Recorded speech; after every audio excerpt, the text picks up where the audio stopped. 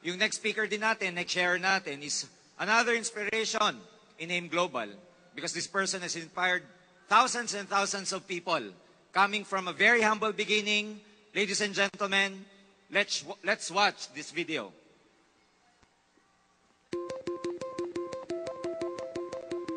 Sa mga baguhan nandito ngayon, ang dala ko lang dito pangarap ko. Pangarap na kahit sino ay hindi pwedeng nakawin. Pangarap ng isang napakamahirap na tao. Pangarap na di ko inakala matupad ko pala dito sa Alliance in Motion Global. Sabi nga nila, kung mapangarap nga tao, ikaw ang taong mayaman.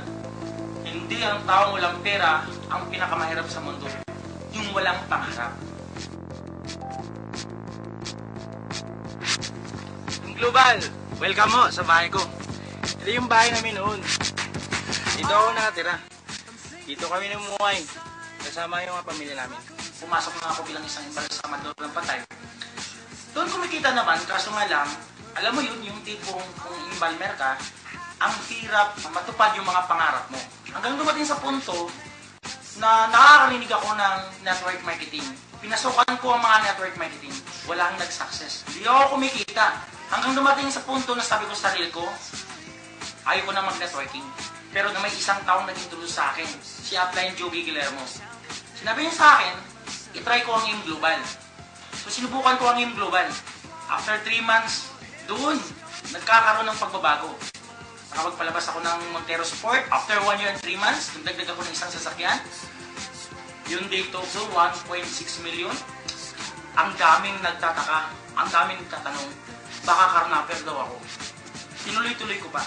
Yung dating walang-wala, yung dating nahirapan ako kung saan ako makatulog, kahit saan ako higa. Guys, ang sarap pag matupad mo na at mapatayo mo ang sarili mong bahay. Ang sarap kung galing talaga sa iyong pinaghirapan. Doon, marami nagsasabi, baka drug lord na daw ako. Hindi ko naman din sila pinapansin. Isa lang ang goal ko. Hindi ko na kailangan ibalik at ipaparamdam sa aking mga anak ang nararamdaman ko noon.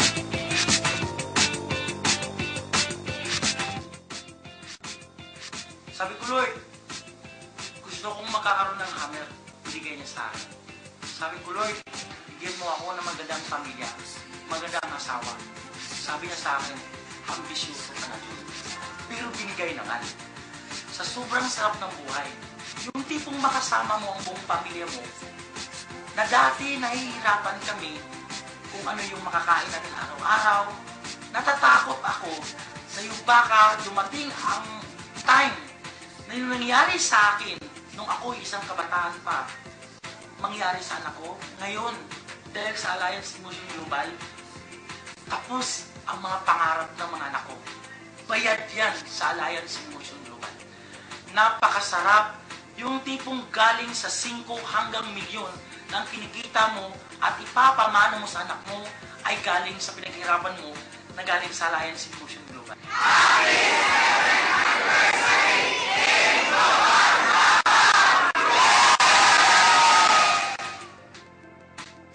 Binigyan niya ako ng isang lalaking anak. Napakagwapo. Manang-mana ko. Amen. Joke.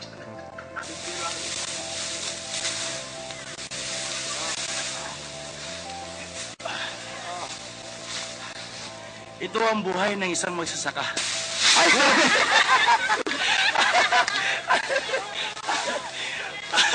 Napalpak! Ulit. Let's all welcome Mr. June Agarao! Good morning, AIM Global! Happy 7th anniversary sa inyo lahat! Lahat na gustong yumaman, pumalakpak! Ako po si June Agarao. Ako yung pang-Tracy na anak ng pinakamabait ng mga magulang. Actually, that time kasi yung mga magulang ko kasi mahilig kasi sa kasa, kaya dumadami kasi tulad ng mga kasagingan, kasagbutan, kakahuyan. Kaya dumadami kami mga anak. Iwan ko ba bakit sa kanila? Kasi after ng pinanganak yung pang-10, saka pa sila nag-family planning. Yung pang-11 pinanganak siya kondom, yung pang-12 kalendar, ako withdrawal. Kaya pasensya ako kung ganito yung mukha ko kasi wini-withdraw lang. Huwag ko kayo masyadong patawa, baka yung nasa likuran mo, abortion yan, pinagbigyan lang kayo na buhay. Now, ladies and gentlemen, dahil sa hirap ng buhay, ako ay isang estudyante bilang isang working student. Alam na pag working student, nahihirapan ko, kaya hindi ako graduate. Pag hindi ka graduate, pag mag-apply ako ng trabaho, 3 requirements ang hanap sa akin. Lalo na pagkaharap mo yung HR, lahat sinasabi puro English, wala kang maintindihan. So sa 3 requirements na yun, hinapan ako ng good grades. Paano ako magkakaroon ng good grades? Bagsak na ako. Pangalawa, hinapan ako ng with experience. Paano ako magkakaroon ng experience? Hindi nga ako matanggap-tanggap. Pangatlo, hinanapan ako ng with pleasing personality. Ako daw may personality pero walang pleasing. Ang sakit magsalita. Parang doon ako nagsisimulang nagtanong, naniniwala ba kayo na may taong pangit? Walang taong pangit. Kasi kung niwala ka may taong pangit, bakit may mga taong mukhang kabayo? So pinanganak din siya sa kabayo. May mga taong ang pangit. Pero ladies and gentlemen, walang taong pangit. Ipinilang yan sa iyong katabi. Tama o tama? Kaya in the book of Genesis, di ginawa ng Diyos ang tao. Sabi ng Diyos, gagawa ako ng tao kamukha ko. Kaya kung anong mukha ng katabi mo ngayon, yan ang mukha ng Panginoon. Amen? Kaya titingnan mo ngayon ang mukha mo ngayon.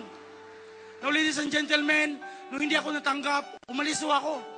Hindi naman ako mukhang sangmilbe para maging choosy sa pagtrabaho. Tama. Kaya ang ginawa ko, pumunta ako sa barpa. Yung baryo patay. Yung when you get in, you'll never get out. Pumasok ako bilang isang imbalsamador ng patay.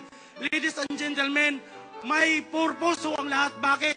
Doon natutunan ko na ang tao pala, you have to live your life to the fullest. Bakit? Wala na hong networking sa langit. Tama o tama? Kaya kung ikaw ay negatibo ka ngayon, hindi ka na makapasok sa langit dahil bawal ang negatibo sa langit. Pero may purpose ang lahat. Bakit? Lahat ng patay, nung ako ay naging balmer pa, lahat ng parte ka ng katawan, lalo na sa babae, kitang-kita ko na. Na pwede ko pang mahawakan. Pero, ladies and gentlemen, kayo makikita mo mga babae ngayon, naku, halos cover to the max pa kayo. Bakit ho? Pag mamamatay kayo, walang kakwinta-kwinta yan. Yung una kong ininbalm, napakaganda ho. 16 years old, napaka-flawless, puting-puti. Hindi na ho virgin kasi rape ho ang kaso. Nung hinubaran ko, sabi ko, shit, ang ganda. Siyempre, first time ko makakita. Kaya ladies and gentlemen, kung makita mga babae ngayon, halos cover to the max pa kayo. Pero pag matay kayo, naku, walang kakwinta-kwinta yan. Kami lang mismo makakakita niyan. Kaya kung ako sa inyo, ngayon pa lang, pakita nyo na yan. Wag muna ha, wag muna. Sa buhay, sa hirap ng buhay bilang isang imbalsamador, 50 pesos lang ako kinikita namin bawat patay. Ordinaryong patay ho. Galing sa ospital, tatawagan kami. May patay dito yun, kunin nyo. Tatanungin mo na kami. Anong kinamatay? Stroke. Naku, 50 lang yan. Pero pag nabaril, 200 kami dyan. Pag nasaksak, 200. Pero pag nasabugan ng granada, kikita kami hanggang 1.5. Kaya mas paborito namin pag nasabugan ng granada kaysa na baril. Tama. Kasi kikita kami doon eh. Tulad nung nangyari sa Sabah, halos mga tao doon, halos nananalangin, Panginoon, itigil mo ng bomba. Pero kami, Panginoon, bomba pa, bomba. Bakit? 1.5 kami ng 1.5. Hanggang dumating sa punto, sawang-sawa na ako sa kirapan. Sabi ko, papasukan ko ang networking. June 8 of 2009, inintroduce sa akin ng aking upline, Jogi Guillermo. Sabi sa akin, titingnan mo ito. Walang mawawala sa iyo kasi dati ka nang walang-wala. Nung pinasukan ko ito, ang daming discrimination. Pero hindi ako tinitingnan sila. Tinuloy-tuloy ko. Unang sasakyan, Montero. Pangalawa, Tucson. Pangatlo, Hammer. Sabi ng mga tao sa amin, karnaper yan. Bakit? May 3 sasakyan. May pangit na bahay. Pinagiba ko yung bahay ko. Pinatayo ko sa loob lamang na 3 araw. Natayo naman. Worth 4 million. Ang sabi ng mga tao, drug lord talaga yan. Mga kaibigan, nung nag-hammer na ako, ang sarap ng buhay.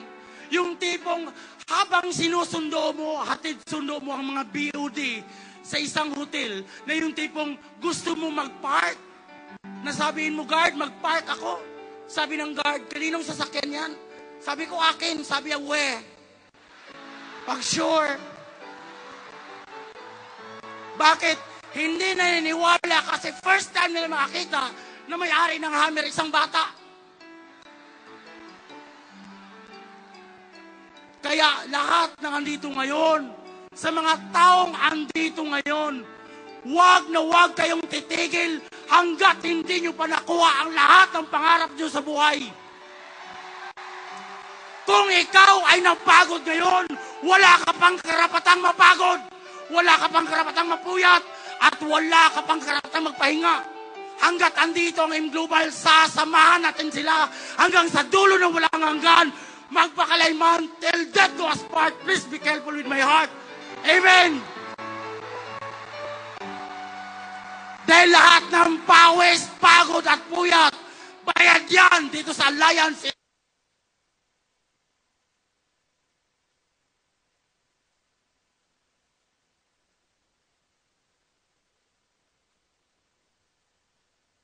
Wala na yan. Ang sagot ko naman, kapatid, ako na mismo magsasabi, hanggat maraming tinutulungan na isang kumpanya, hindi papayag ang Panginoon na ito ay mawala. If God is with us, who would be against us? Amen. Kaya ako ay nagpapasalamat, lalo na sa Panginoon. God, thank you. Salamat sa pagpapadala mo ng M Global dito sa amin na maraming sambayan ng Pilipino ang kayang magbago ang buhay. Kaya ako nagpapasalamat talaga. God is good. All the time. Salamat lalo na sa ating napakagwapo at napaka mabait na mga board of directors sa pamumuno ni Francis Miguel. Upline, napakasalamat. Utang ko sa iyo din ang buhay na ito. Yung nakuha ko dito. Lalo na sa aking upline. Si Mr. John Aspirin. Salamat to, John. Napaka-thankful po ako sa inyo. Bakit do, hindi nyo rin ako pinayagan na hindi ko makamit yung mga pangarap ko. At lalo na, si Doc Ed Cabantog at sa kanyang may bahay, si Dr. Coney. Thank you very much. So, at lalo na kay Pastor John Guy na nagiging inspirasyon ko pagdating sa Biblia.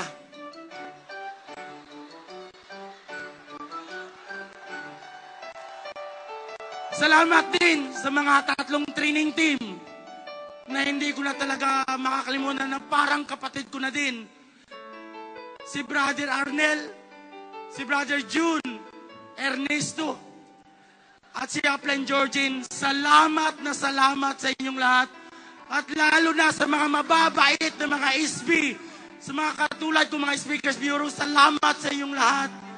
At lalo na sa mga taong naging inspirasyon ko, ang UMA International. Salamat sa inyong lahat. Utang ko sa inyo kung anong narating ko ngayon.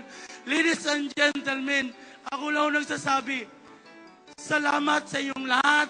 Wag na kayong titigil. Ako na nagsasabi, kung ano ang narating ko ngayon, mas hihigit pa ang marating nyo ngayon. Also, I would like to acknowledge to our friends and English. Thank you for being with us. I hope you're enjoying with me and with us. I'm sorry because I have unlimited edition in English. Thank you. English is good, but we need cash. Good morning. To God be all the glory.